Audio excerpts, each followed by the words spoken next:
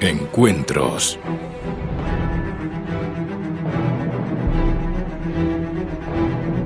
Bienvenidos a Encuentros. Gracias por haber asistido una semana más a este punto de encuentro. Este punto de encuentro donde todas aquellas personas que han tenido una experiencia relacionada con lo insólito tienen voz y tienen voto. Antes de continuar con el programa, me gustaría que escucharais con atención la próxima experiencia que os voy a poner. Nos la cuenta una amiga que la hemos hecho llamar Laura. Le hemos dado este nombre ya que es menor de edad y hemos preferido, por motivos de seguridad, que su verdadero nombre no saliera en antena. También he de decir que mientras realicé esta grabación, los padres estaban delante y han dado el consentimiento de que su hija dé a conocer a todos los oyentes de Encuentros esta experiencia. Antes de hablar de lo que Laura nos comenta, me gustaría que la escucharais con atención. Nuestra amiga nos dice esto.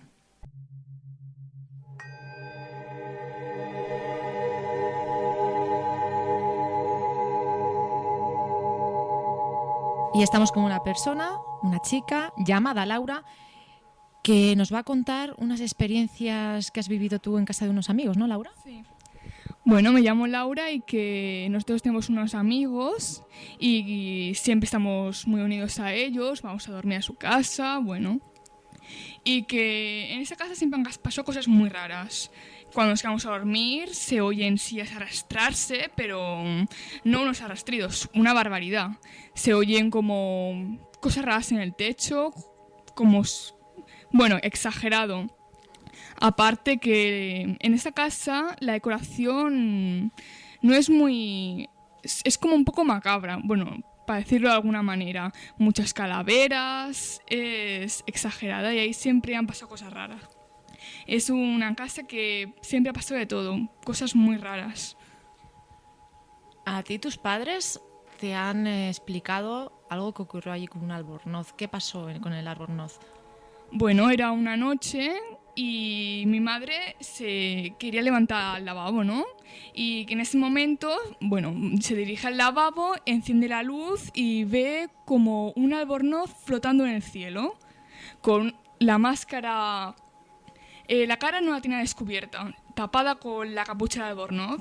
Y bueno, estaba ahí flotando y cuando ese individuo, como lo queríamos llamar, se dio cuenta que en la sala había alguien, giró la cara mirándola hacia ella, pero que estaba tapada, que no se veía nada de nada.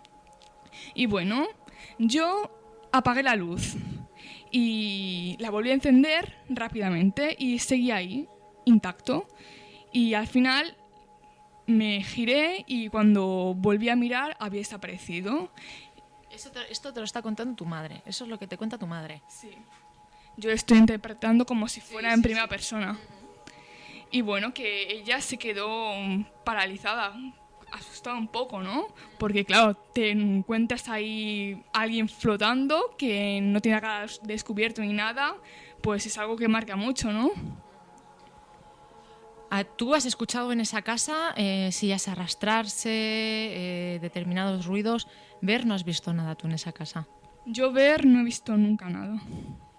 ¿Y los propietarios, las personas que viven allí, os han contado cosas a todos vosotros? Bueno, ellos, es lo que decimos, sienten muchas cosas, los perros... Una vez la propietaria notó que su perro estaba muy alterada, mirando al cielo como si hubiera algo, es decir, al techo, ¿no? Pero ella no notaba nada, es decir, estaba asustada, pero la perra notaba que ahí había algo. Tú, Laura, ¿eres una persona a la que le suelen ocurrir este tipo de cosas o no? No.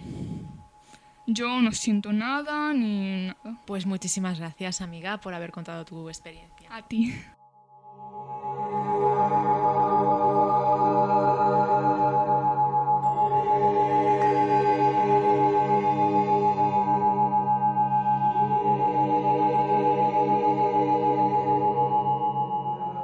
Encuentros con Yolanda García.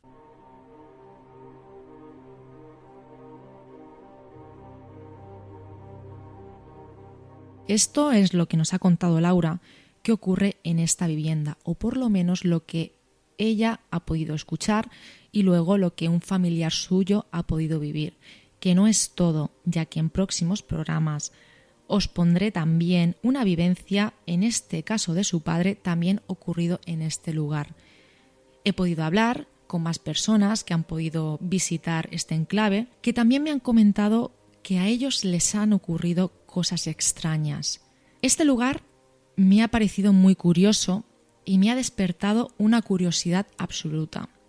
Por lo tanto, estoy intentando poder acceder a este sitio, poder hablar con los habitantes que a día de hoy viven allí y poder intentar el sentir yo misma o el ver yo misma lo que ocurre en este sitio, ya que son muchas las personas que comentan que pasan miedo allí, cuando se quedan solos o cuando están con los propios habitantes del lugar. Una de estas personas me llegó a contar que un familiar muy cercano de los habitantes de esta casa se quedaron por motivos familiares, porque las personas que viven allí se iban de vacaciones, se quedaron una noche solos allí y que fueron incapaces de poder pasar la noche. Me parece un lugar curioso y de verdad que estoy muy interesada en poder ir allí. De todas formas, vamos a esperar qué es lo que pasa y si os puedo ir informando a través de próximos programas de lo acontecido en este lugar. ¿Qué podremos escuchar hoy en Encuentros? Aparte de lo que os he comentado, de este sitio, de lo que nos ha dicho Laura, también podréis escuchar experiencias enviadas por vosotros mismos. Aparte, tendréis algo que a mí de verdad que me ha gustado muchísimo, ya que es una experiencia de un amigo de Argentina llamado Carlos Alberto Yurchuk, en el que nos explicará algo que a él le marcó en su vida. Ya os lo he dicho en más de una ocasión, que estas experiencias son momentos que tal vez jamás podamos llegar a olvidar. En este caso, en este amigo de Argentina, también le ocurrió algo parecido. Podréis escuchar, casi ya rozando el final del programa, un nuevo relato, en esta ocasión también cedido por nuestro amigo José Sonolibro, de www.sonolibro.com. Os recuerdo que para poder contactar conmigo es necesario que me enviéis un correo electrónico a encuentrosconelmisterio@gmail.com o que me enviéis un mensaje privado a través de Facebook. Me podéis buscar por Yolanda García. También podéis en esta misma plataforma buscar en www.facebook.com/encuentrosconelmisterio o a través de Twitter como Yolanda Garme. Muchísimas gracias por estar aquí, por estar escuchándome y ahora sí vamos a comenzar con el programa.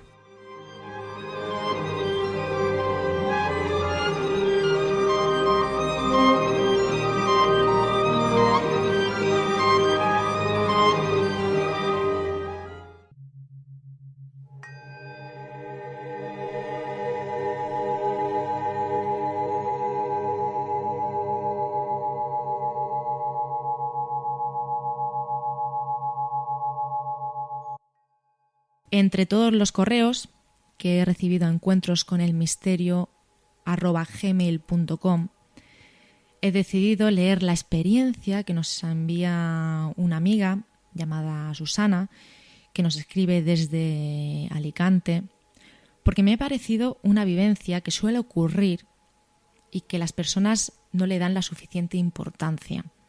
Por poneros un ejemplo, vosotros que me estáis escuchando, ¿cuántas veces os ha ocurrido el estar durmiendo y el tener un sueño, o como es en el caso de esta amiga llamada Susana, una pesadilla, en el que os ocurre algo que os impacta y que con el paso de los días acaba ocurriendo? Y si no acaba ocurriendo tal y como lo habéis soñado, sí que pasa algo parecido. Son muchas las personas que me han contado algo similar, aunque sí, también quiero decir que muchas de ellas no les dan la suficiente importancia, pero que ocurre. A mí me ha ocurrido y estoy segura que a ti también. Me gustaría que escucharais con atención lo que esta amiga de Alicante nos pasa a relatar a continuación. Me ha dado mucha alegría el ver tu anuncio en Facebook sobre tu nuevo programa. El título me parece verdaderamente genial. Te deseo lo mejor en tu nueva singladura. Me gustaría poder contribuir en tu nueva andadura con un caso que viví en primera persona hace ya varios años. Me llamo Susana, pero desde pequeña me llaman toda la familia y conocidos Susan. No sé si por alguna tradición anglosajona que desconozco o porque yo no decía mi nombre bien de pequeñita, pero la cuestión es que todo el mundo me llama así. Tengo 34 años y vivo en Alicante, en un pueblo cercano a la capital, pero preferiría que no lo dijeras. No es por nada, porque lo que he vivido es verdad y no hay vuelta de hoja, pero en mi trabajo la gente es muy quisquillosa y no está la cosa como para jugársela en el trabajo.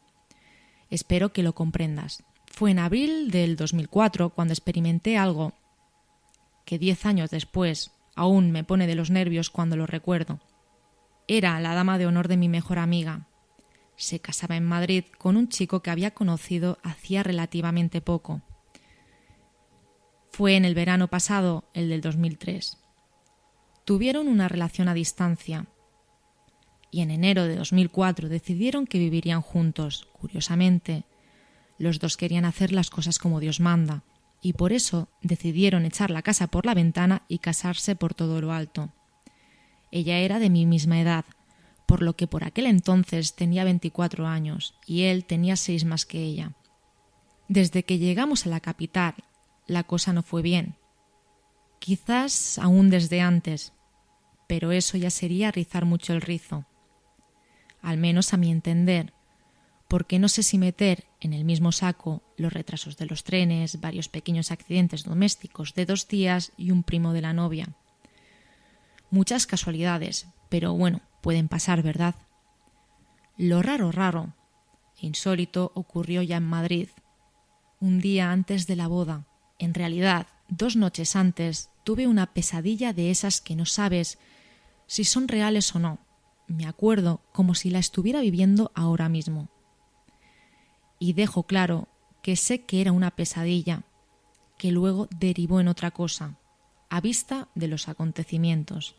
En el sueño, por llamarlo de alguna manera, veía al novio como realmente era. Vi que tenía un pasado oscuro. No era trigo limpio. Y digo que fue una pesadilla, porque nunca antes había soñado algo así, y porque en ella descubrí como el novio ya era marido. Me explico. En el sueño vi al novio con otra familia. Él estaba algo más joven, porque no tenía las canas que lucía en esos momentos, y jugaba en una piscina con 2 niñas pequeñitas. Al borde de la piscina estaba una mujer joven y muy guapa, que seguro que era la madre de las niñas, porque era igualita a ellas. Lo que me dejó helada fue como en un momento dado el novio me miró a mí, que para nada aparecía en el sueño, y esa mirada me atravesó el alma. No creo que fuera buena. Además tenía tal fuerza que me desperté de sopetón en un mar de lágrimas, con el corazón casi literalmente en la boca, de la taquicardia que me había provocado todo. Cuando me pasó todo eso, lógicamente ya no pude conciliar el sueño, y a la mañana siguiente, en el comedor del hotel, mientras desayunaba, mi amiga, la novia, me dijo que si me pasaba algo. Yo intenté esquivar las preguntas, pero al final no pude, o no quise, según se mire, y a riesgo de perderla como amiga, como la quiero tanto, como la quería tanto, le dije lo que había soñado. Ella se quedó estupefacta.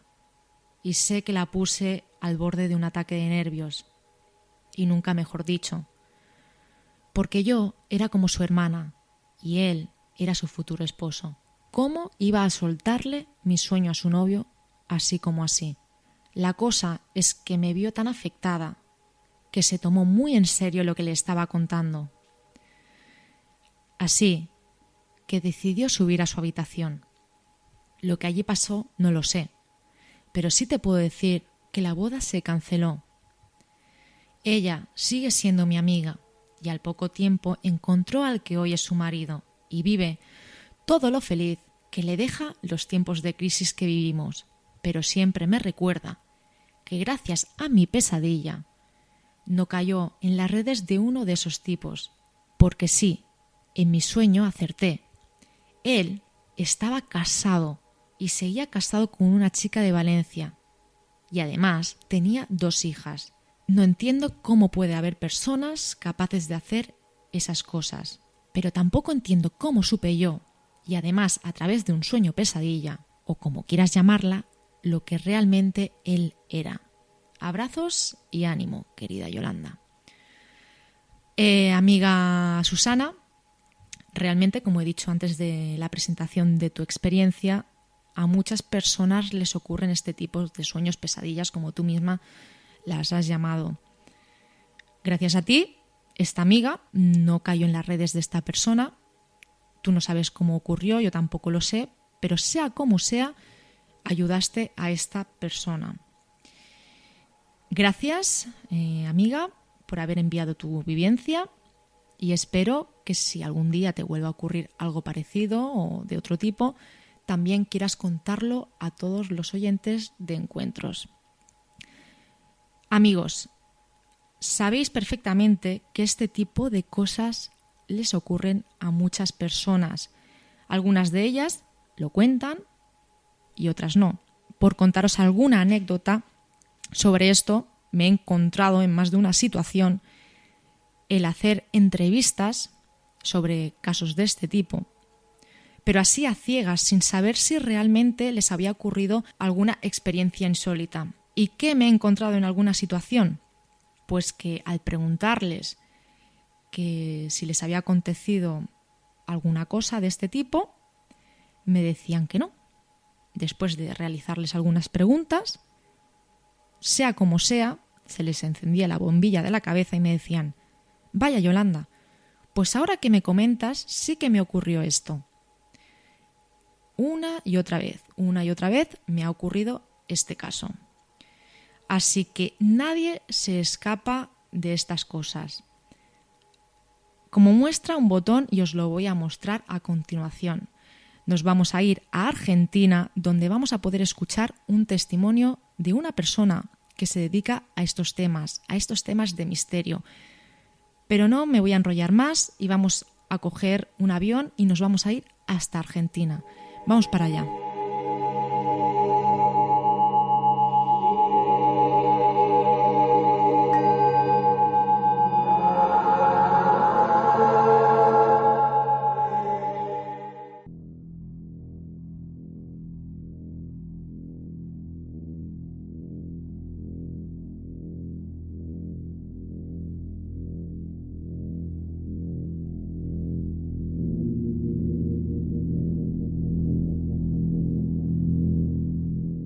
Son muchas las personas que dicen haber vivido fenómenos extraños.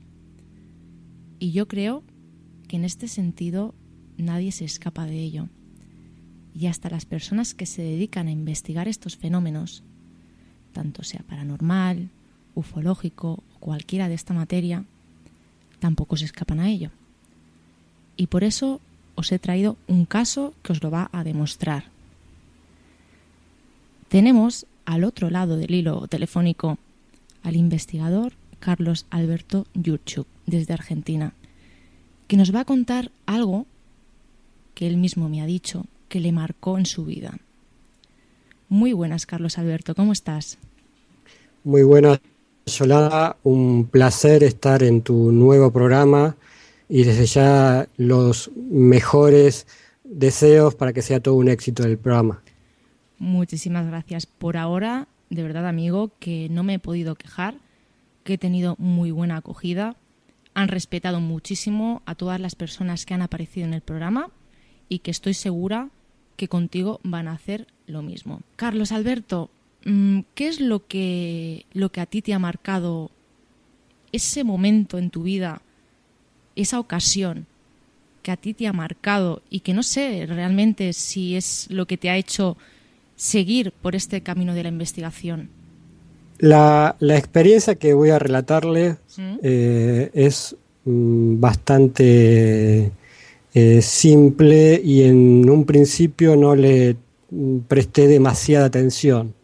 Luego con los años, por algunas cosas que ya contaré, y haciendo un análisis hacia atrás de lo que había pasado, me pareció que ahí sí me di cuenta de que tal vez esa experiencia haya sido un hito en mi vida como investigador del tema OVNI. Uh-huh. En el mensaje que me enviaste me hablabas de una llamada. ¿Exactamente de qué llamada? Bueno, este hecho ocurre allá por el año 1980 aproximadamente. Sinceramente no recuerdo la fecha exacta, tampoco el año. Yo calculo que sería ese año más o menos porque tendría unos 10 años. Yo soy, para que los oyentes se ubiquen, soy de la ciudad de La Plata, esto es en Argentina, a unos 60 kilómetros de Buenos Aires.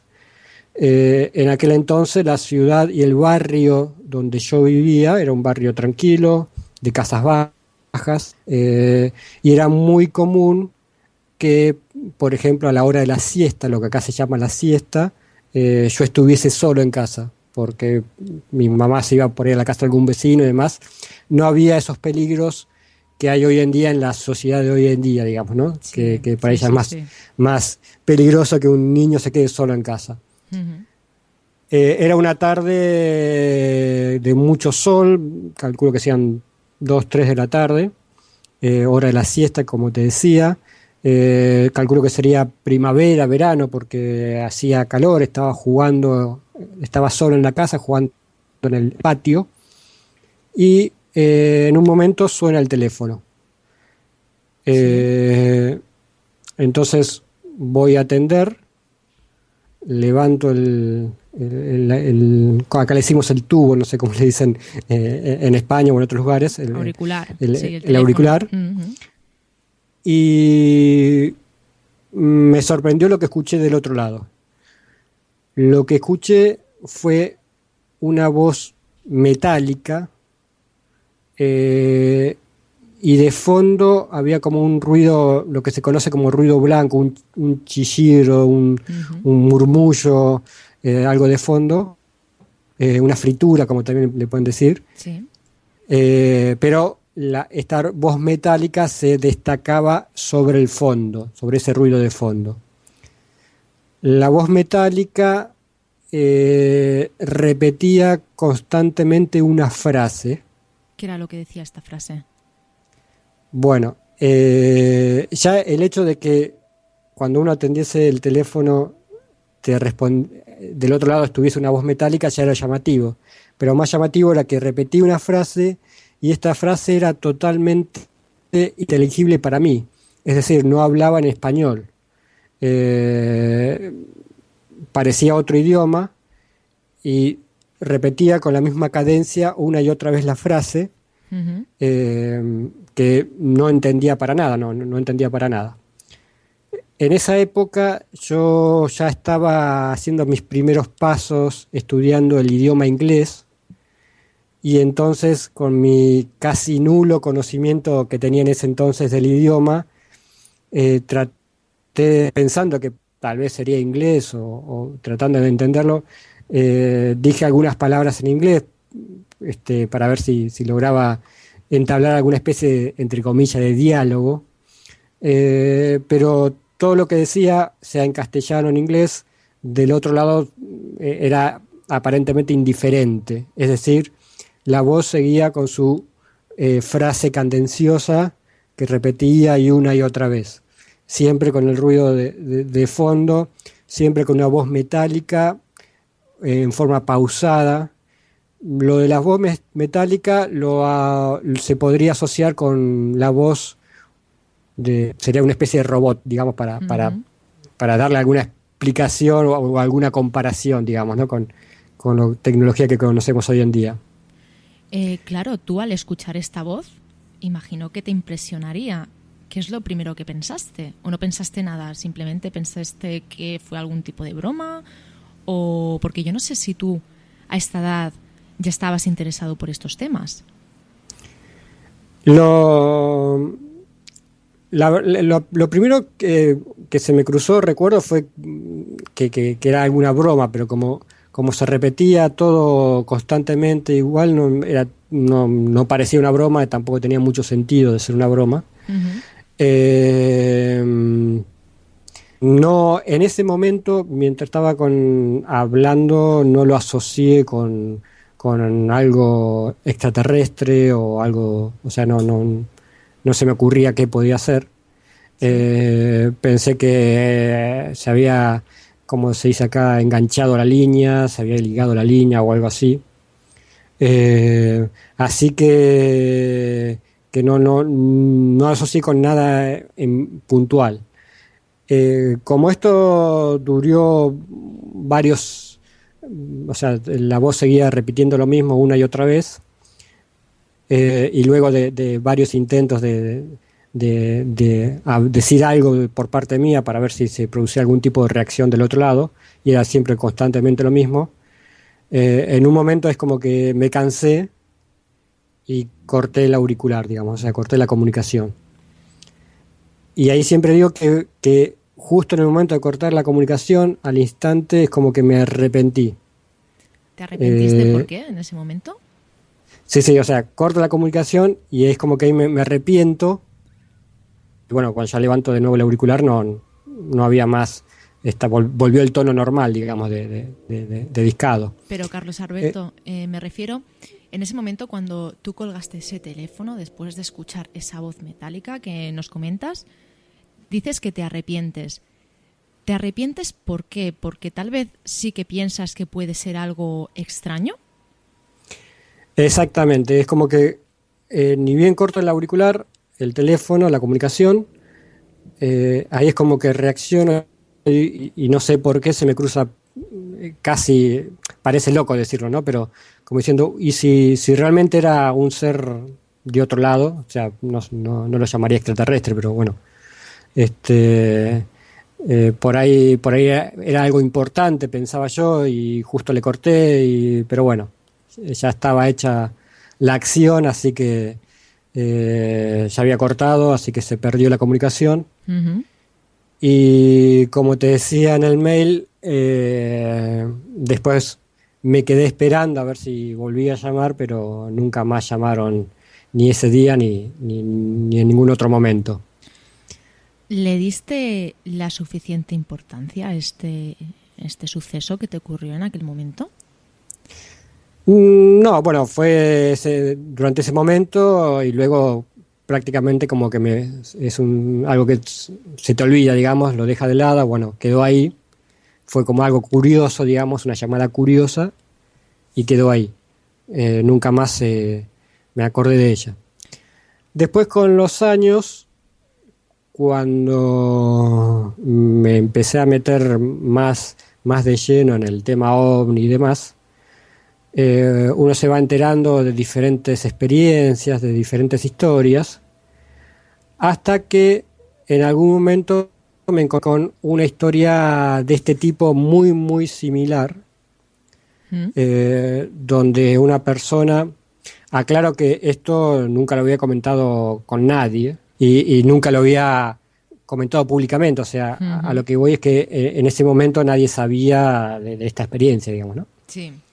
Y una vez, cuando yo en su momento tenía la página en internet sobre el tema OVNI, recibo, como recibimos comúnmente los que tenemos páginas, que uno recibe experiencias o historias de diferentes personas, recibo un mail donde una persona, entre otras cosas, me relata cosas de su vida, su relación con el tema OVNI, y así como al pasar en algún momento me hace comentarios sobre de haber recibido una llamada también con una voz metálica, etcétera, etcétera.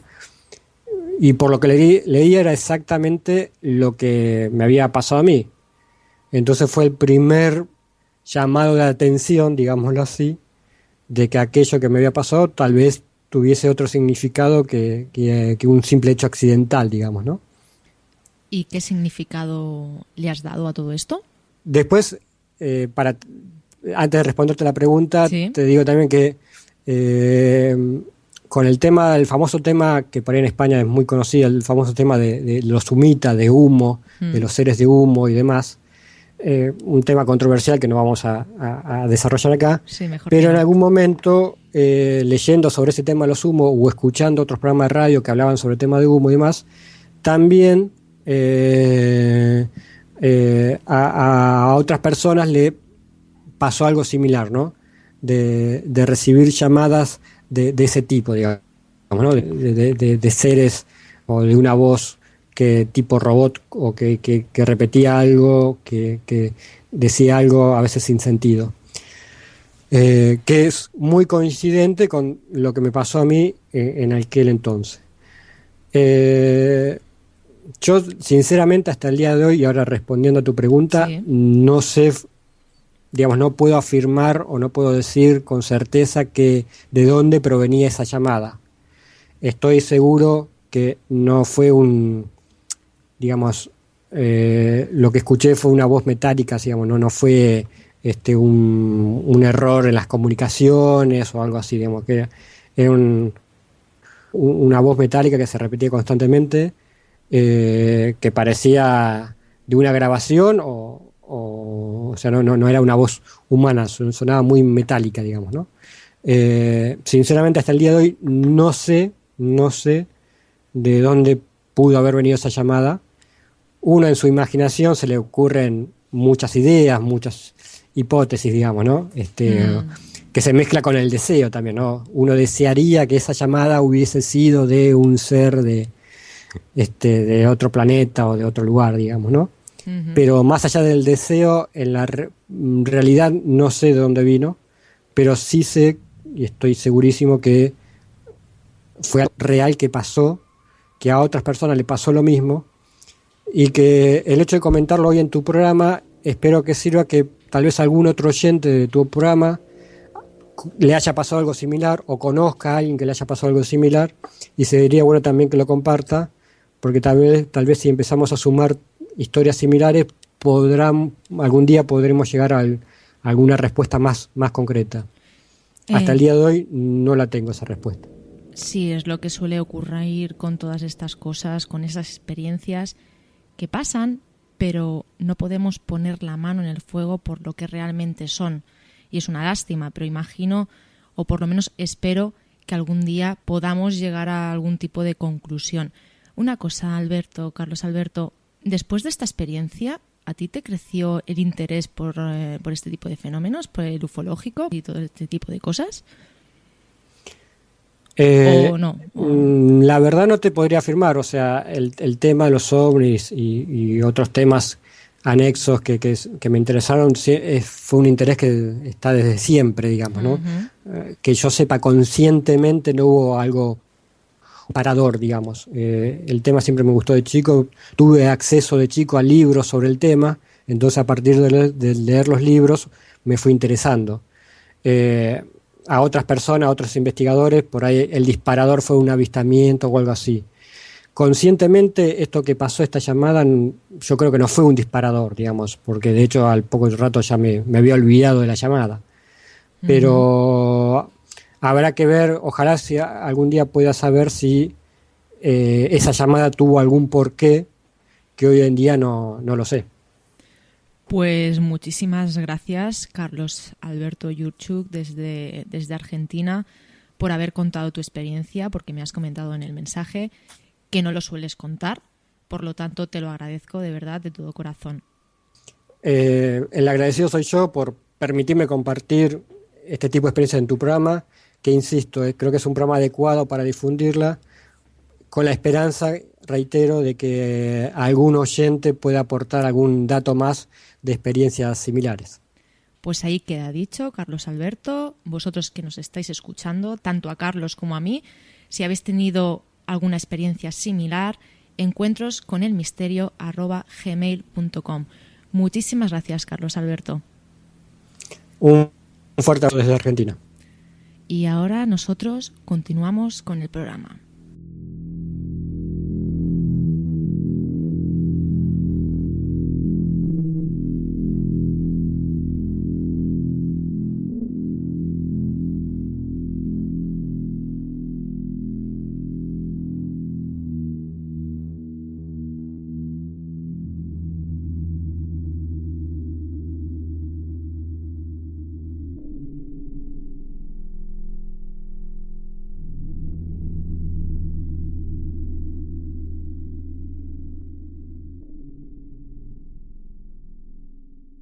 ¿Quieres contar tu experiencia? Manda un correo a encuentrosconelmisterio@gmail.com.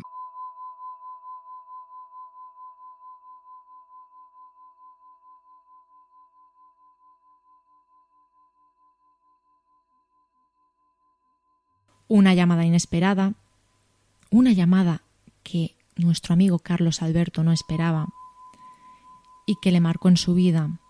Como habéis podido escuchar, nos está pidiendo ayuda, quiere saber qué es lo que ocurrió. Así que tú, que me estás escuchando, si te ha pasado algo parecido o puedes buscarle algún tipo de explicación, escribe a encuentrosconelmisterio@gmail.com para poder ayudar a este investigador argentino. He vuelto a buscar, a rebuscar entre todos los correos que me han llegado a encuentrosconelmisterio@gmail.com y he vuelto a escoger una experiencia que nos ha enviado un oyente del programa, que nos dice esto. Gracias por hacer un programa para personas como yo que hemos tenido experiencias de este tipo, pero no nos atrevemos o no podemos explicarlas, como es en mi caso. Decir nuestro nombre y contarla con nuestras voces. Es una pena, porque si fuera por mí, lo haría, pero estoy en un proceso de separación y sencillamente no puedo. Espero que lo entiendas. Lo que te voy a contar a continuación me ocurrió cuando yo era adolescente. Pasó durante mis vacaciones en el pueblo de mis abuelos en Salamanca. Nos juntábamos 6 muchachos que habíamos coincidido en vacaciones anteriores. 2 de ellos vivían en el mismo pueblo y los otros 4, como yo incluido, solo íbamos los meses de verano o unos días al año. Fue Juan, uno de los que vivía allí, el que nos comentó sobre una casa abandonada, donde la gente decía que se veía cosas raras, es decir, fantasmas y cosas así, y que además había noches que se escuchaban como lamentos. Así que con los componentes propios de la edad y esa cosilla que da lo desconocido y lo típico, dijimos, ¿a que no te atreves? Me dispuse a pasar una noche en esa casa. En juego estaba mi hombría y mi honor. Vaya, cosas de la edad. La casa, por decirlo de alguna manera, estaba destrozada y casi no tenía ni techo, y las pocas paredes que quedaban en pie daban más miedo que los posibles fantasmas que pudieran aparecer.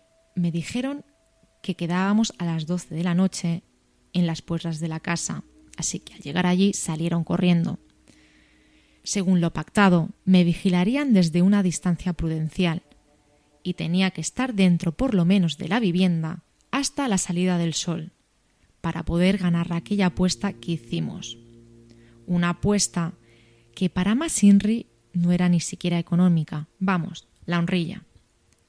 Si ahora tengo 40 años y eso ocurrió cuando yo tenía 13 años, va por delante que no haya visto ni buscadores de fantasmas ni nada por el estilo.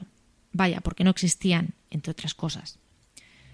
Mis preocupaciones por aquel entonces era el escaquearme del colegio, las chicas y los 4 pelillos o sombras de pelillos que tenía en la barba. Una linterna cascada y poco más era lo que tenía como protección ante lo que me esperaba. aunque si te tengo que ser sincero, Yolanda, no me tuve que esperar mucho, porque solo llevaba 5 minutos escasos allí dentro cuando comencé a escuchar unos lamentos.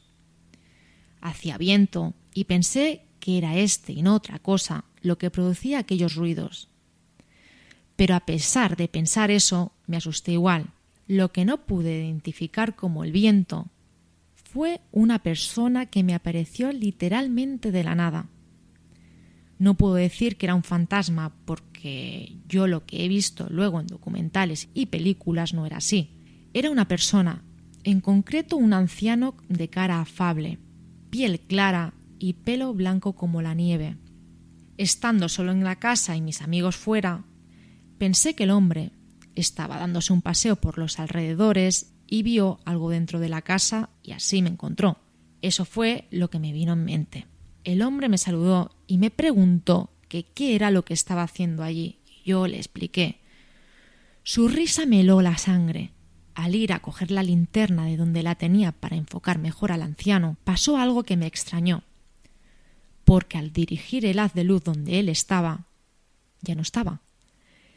Pensé que había dado con un loco, con el loco del pueblo vecino, porque de donde yo estaba no era. Y lo peor no fue eso. La noche luego pasó plácida, y al salir el sol los compañeros vinieron a por mí. Me dieron la enhorabuena y me preguntaron cómo lo había pasado, y yo les expliqué la visita del anciano, y se miraron todos entre sí.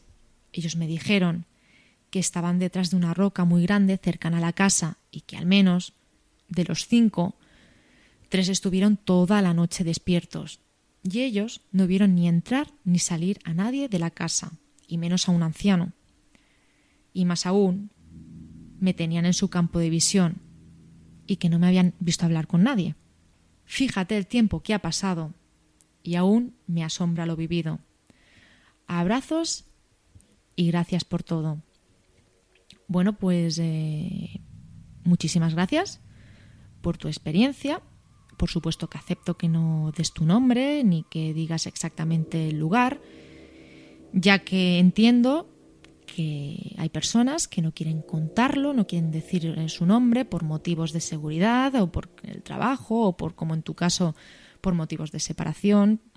Pero también quiero aclarar que me parece muy triste, no solamente en tu caso, sino el de muchas otras personas, el que no puedan decir su nombre por miedo al que dirán. En el programa En la Búsqueda, que es otro programa en el que dirigimos José Antonio Roldán y yo, y lo presentamos, en el que ya lo he comentado en más de una ocasión.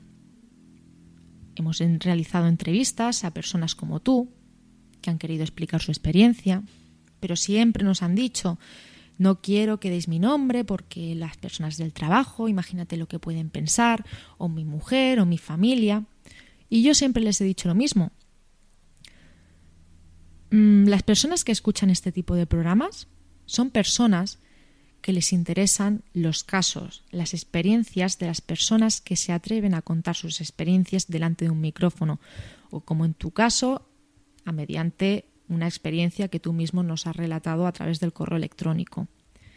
No tienen por qué reírse de ello, no tienen por qué juzgarte. Sí que es verdad que en ocasiones hay 4 personas, 5, que pueden escuchar este tipo de programas para reírse.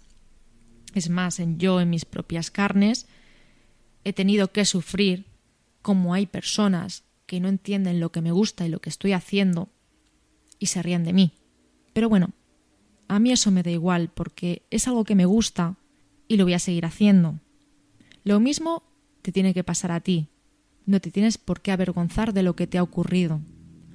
Lo mismo tienes que hacer tú y tienen que hacer las personas que han tenido este tipo de experiencias. No tienen que tener miedo a contarlo. ¿Por qué? Porque aparte de quedarse a gusto ellas y explicar algo que tienen dentro y que tal vez les está comiendo por dentro, también pueden llegar a algún tipo de conclusión. Tal vez lo que les ha ocurrido no es algo paranormal o es algo extraño, pero si nadie ha sufrido algo parecido a ellas y ha encontrado una explicación y las ayuda a descubrir lo que a ellas mismas les ha ocurrido, van a seguir con ese temor el resto de su vida. Por eso es bueno, y por eso digo, que se debe de contar este tipo de experiencias. Gracias, tanto si das tu nombre como si no, por atreverte a explicarlo. Nosotros, yo en este caso, seguiré aquí para dar voz a lo que habéis vivido, sin miedo, sin miedo. La semana pasada pusimos ya la segunda parte de este relato enviado por José Sonolibro, llamada Leni, y ahora vamos a pasar a escuchar otro relato. En esta ocasión va a ser completo, que ahora os voy a dar el nombre, pero sí que os quiero comentar que en el final del programa voy a leer una explicación sobre, que nos ha mandado una persona, un amigo, sobre lo que nos contó en el primer programa nuestra amiga Mila. Como ya sabéis, muchas personas piden que les ayudemos a saber lo que les ha podido ocurrir en estas ocasiones cuando han sufrido o tenido una experiencia con lo insólito. Y en este caso en concreto, en el de Mila, hay una persona que al escuchar lo que le ocurrió tiene una explicación o cree tener una explicación sobre lo acontecido. Así que al final del programa, Mila, si me estás escuchando, quiero que estés muy atenta para poder escuchar lo que este amigo dejó en mi Facebook y nos ha explicado un poquito lo que podría ser lo que te ocurrió. A continuación vamos a escuchar el relato, esta vez también de José Sonolibro, como he dicho, también del mismo creador, de Tony Jiménez. Para las personas, antes de anunciar el nombre de este relato, que quieran escuchar más relatos de este tipo, pueden ir a www.sonolibro.com, ya que allí hay un amplio contenido en relatos de terror. En este caso vamos a escuchar el relato titulado El monstruo del lago negro. Vamos a ponernos atentos, vamos a relajarnos, sea en el trabajo, sea en tu cama, estés haciendo lo que estés haciendo, y vamos a escuchar El monstruo del lago negro. Vamos a ello.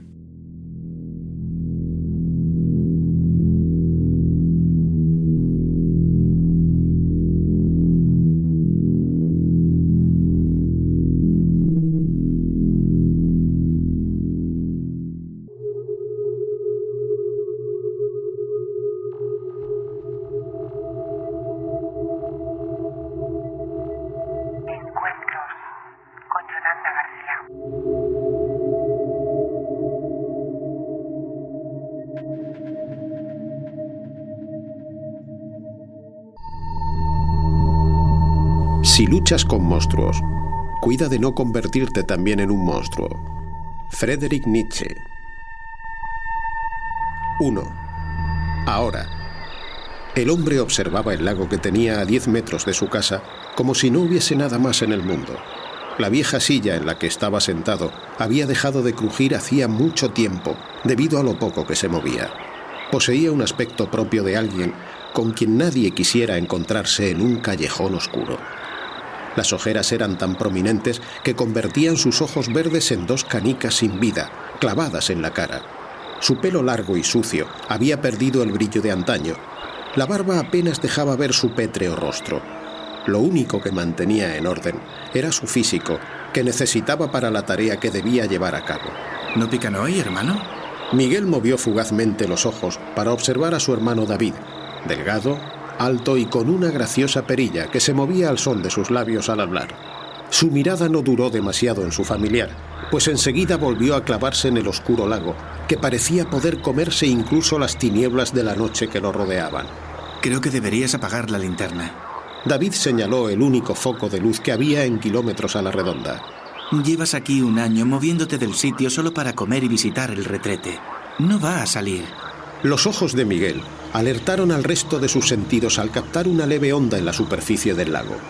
Sin embargo, solo era su imaginación, provocando hechos que deseaba ver. Así no lo vas a conseguir, repitió David. Nunca te gustó cazar. Supongo que porque temías engancharte, ¿verdad? Lo cual te ha pasado. Miguel no respondió, pues debía vigilar el lago. Era lo único importante. ¿Sabes cómo se caza bien? David sonrió explorando la inmensa masa de agua desde donde estaba. Hace falta un buen cebo. Creo que es hora de hacerme caso.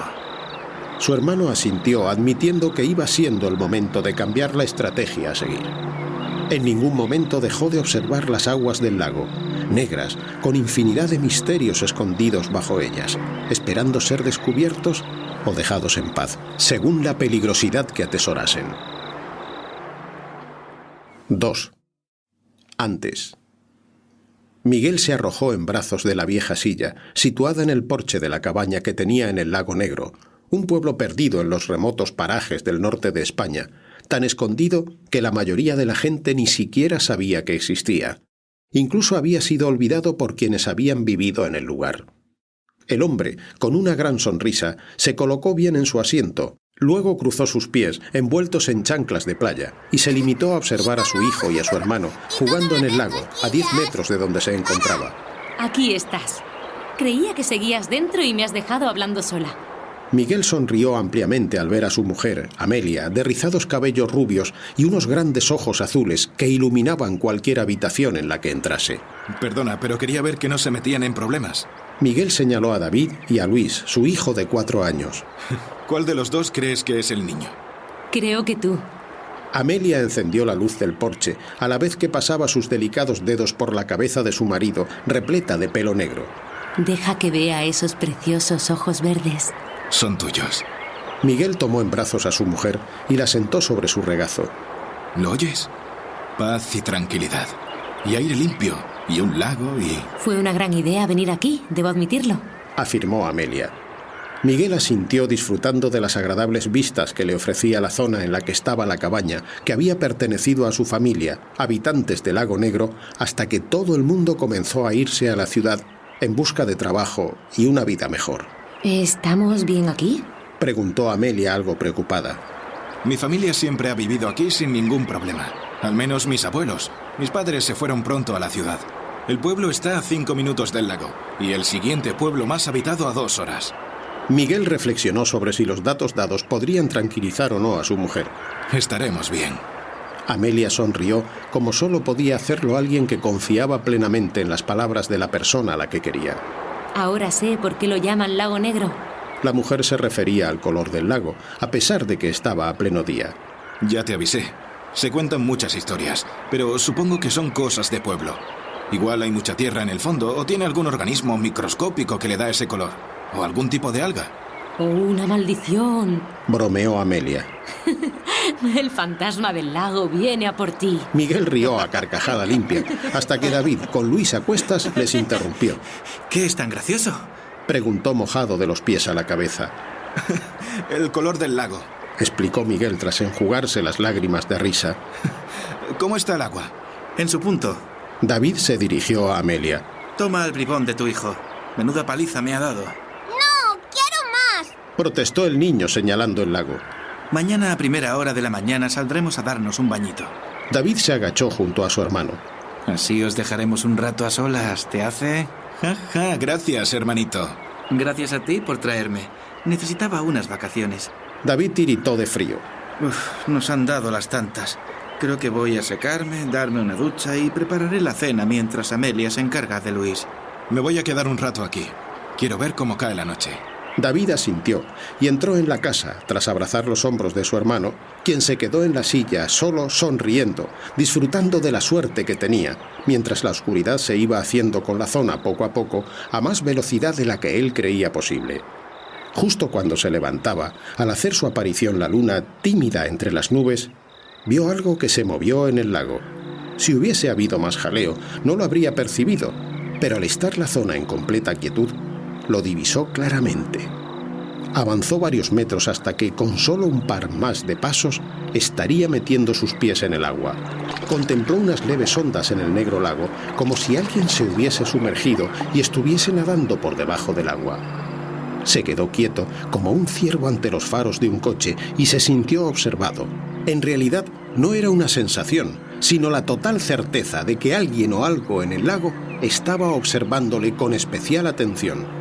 Algo aterrado por lo que estaba pasando, giró sobre sí mismo y se metió en la cabaña lo más velozmente que pudo, dándole la espalda a varias burbujas de aire que comenzaron a formarse en la superficie del lago.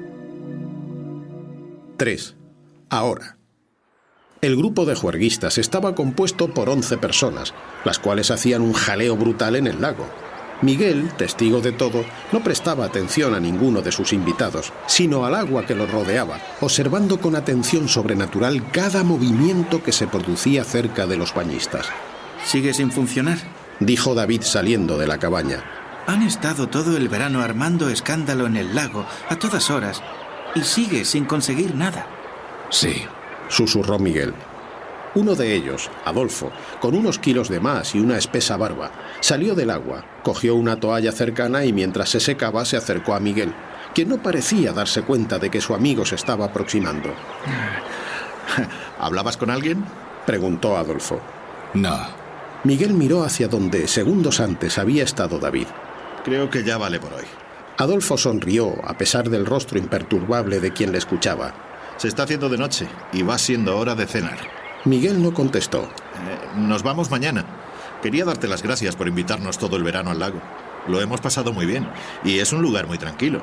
Adolfo observó el violonchelo que tenía Miguel a su izquierda. ¿Es el chelo de Amelia? Deja de mirarlo, escupió Miguel. Entiendo que lo estés pasando mal por lo de Amelia, pero era mi hermana, replicó Adolfo. Hace más de un año que ocurrió y deberías haberlo superado ya. Yo lo intento. Ninguno de los dos habló durante unos interminables minutos en los que el sonido de los que disfrutaban el lago fue lo único que se escuchaba.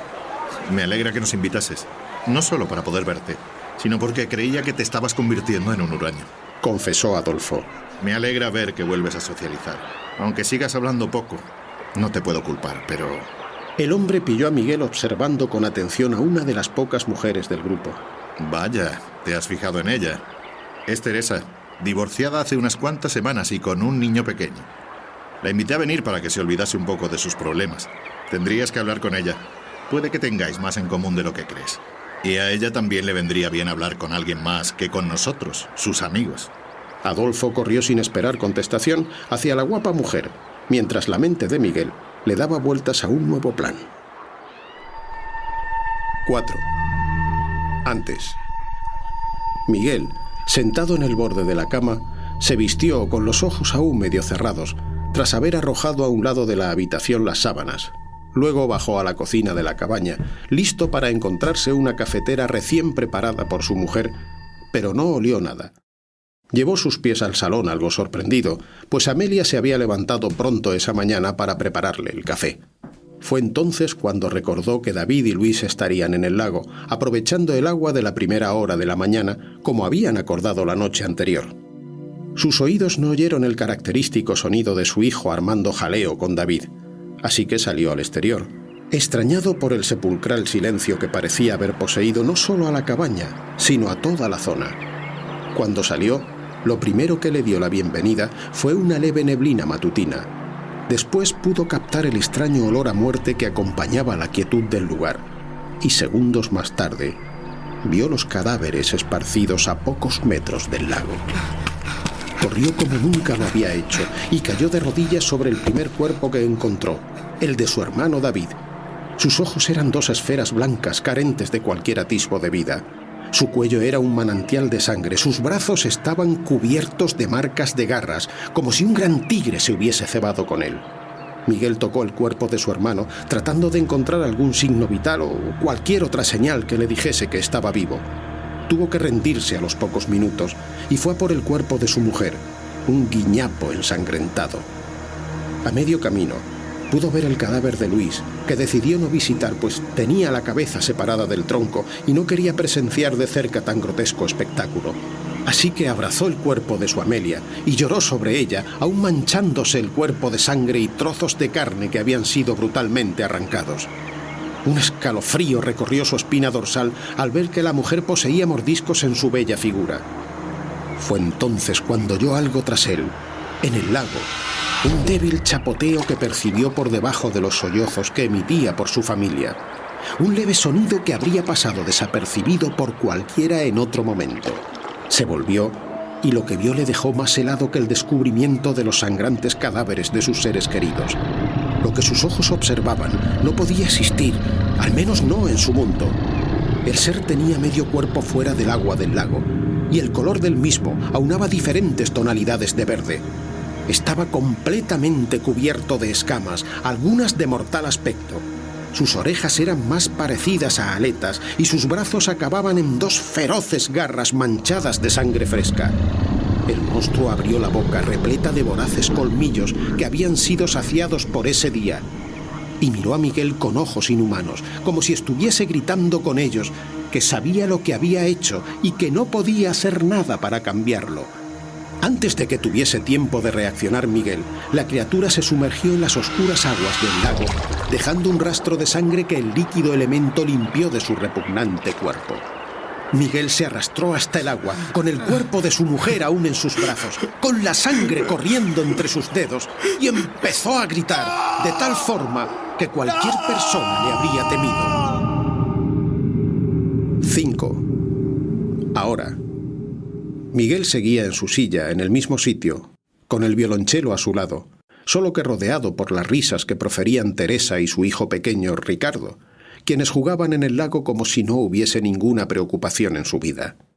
Ensimismado con los movimientos de la inmensa masa de agua, Miguel no vio que Teresa se acercaba a él con una sonrisa en su rostro. Muchas gracias por invitarnos a venir, Miguel. La mujer le dio un beso en la frente. No me creo que nos conozcamos de hace un mes y te haya cogido tanto cariño. A Ricardo le pasa lo mismo, aunque hables poco y apenas te muevas de este sitio. Yo también os he cogido cariño. Se está haciendo de noche, pero Ricardo no quiere irse. Puedes darte un baño mañana a primera hora. ¡Estupendo! Teresa le dio otro beso. Iré a por Ricardo y prepararé la cena. Miguel asintió sin apenas emoción. Saludó con la cabeza cuando la mujer entró dentro de la cabaña con el pequeño y siguió con su tarea de vigilar el lago. Entonces contempló unas leves ondas en el lago, como si alguien se hubiese sumergido y nadase bajo el agua. Luego sintió que alguien le observaba. Tomó la funda del violonchelo, la abrió y acarició la escopeta que guardaba allí desde hacía mucho tiempo. Mientras lo hacía, pensó en la mañana siguiente y por primera vez en mucho tiempo sonrió.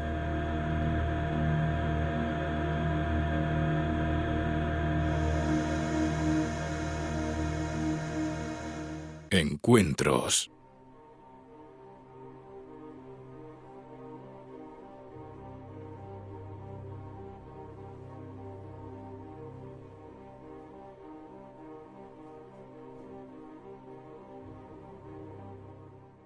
Y llegamos al final del programa de hoy de Encuentros, pero quiero leer lo que nuestro amigo Juan Félix Palma Ruiz comenta sobre el caso que nos explicó Mila Crespo en el primer programa de Encuentros, y nos dice esto. Es la opinión, quiero dejar claro que es la opinión de Juan Félix y es tan acertada como pueden ser muchas otras.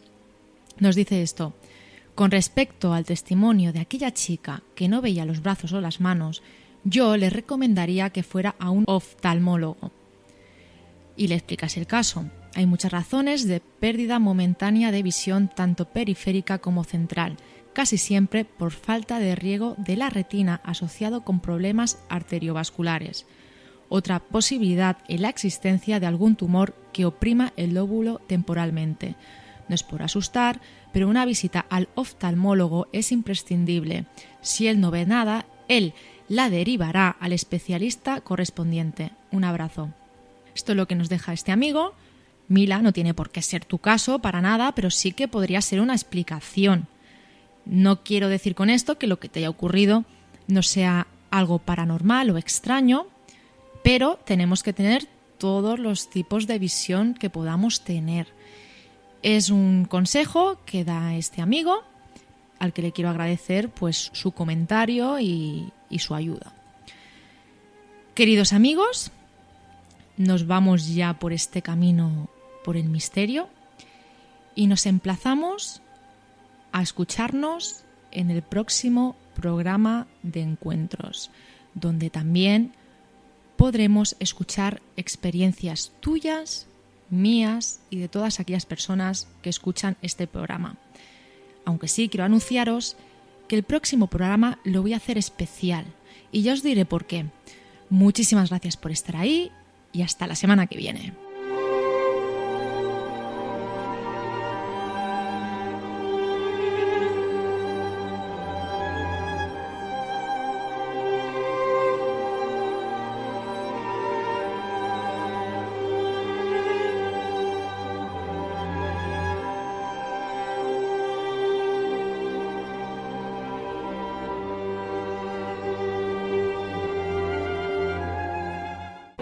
Encuentros. No se hace responsable de las opiniones vertidas por los invitados, colaboradores y oyentes mediante sus intervenciones en este programa.